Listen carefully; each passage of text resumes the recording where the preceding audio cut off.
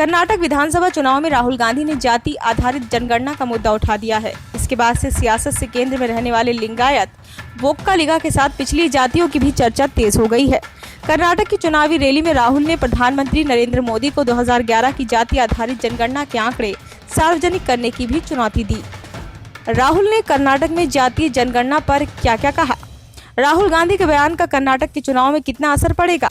कर्नाटक की राजनीति में पिछड़ी जातियों का कितना असर है? आइए जानते हैं। राहुल गांधी ने रविवार को कर्नाटक में पहली चुनावी रैली की। राहुल ने इस दौरान कहा कि यूपीए ने 2011 में जाति आधारित जनगणना की। इसमें सभी जातियों के आंकड़े हैं। प्रधानमंत्री जी, आप ओबीसी की बात करते हैं, उस डेटा को सार्वजनिक करें। देश को बताएं कि देश में कितने ओबीसी, दलित और आदिवासी हैं। राहुल ने आगे कहा कि अगर सभी को देश के विकास का हिस्सा बनना है तो प्रत्येक समुदाय की आबादी का पता लगाना जरूरी है। कृपया जातिगत जनगणना के आंकड़े जारी करें ताकि देश को पता चले कि ओबीसी, दलितों और आदिवासियों की जनसंख्या कितनी है। यदि आप ऐसा नहीं करते हैं तो ये ओबीसी का अपमान है। आरक्षण पर से 50% तक की सीमा को हटा दें।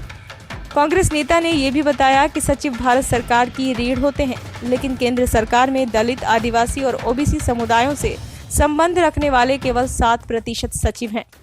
राजनीतिक विश्लेषकों का मानना है कि देश में पिछड़े वर्ग यानी ओबीसी की आबादी करीब 50% से ज्यादा है।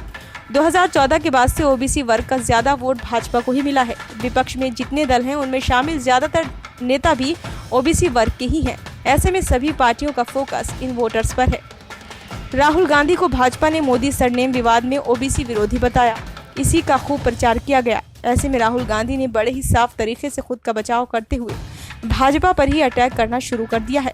राहुल को उम्मीद है कि इससे उनकी पार्टी को न सिर्फ कर्नाटक चुनाव में फायदा हो सकता है, बल्कि लोकसभा चुनाव में भी बढ़त मिल सकती है। ब्यूरो रिपोर्ट, नई दिल्ली।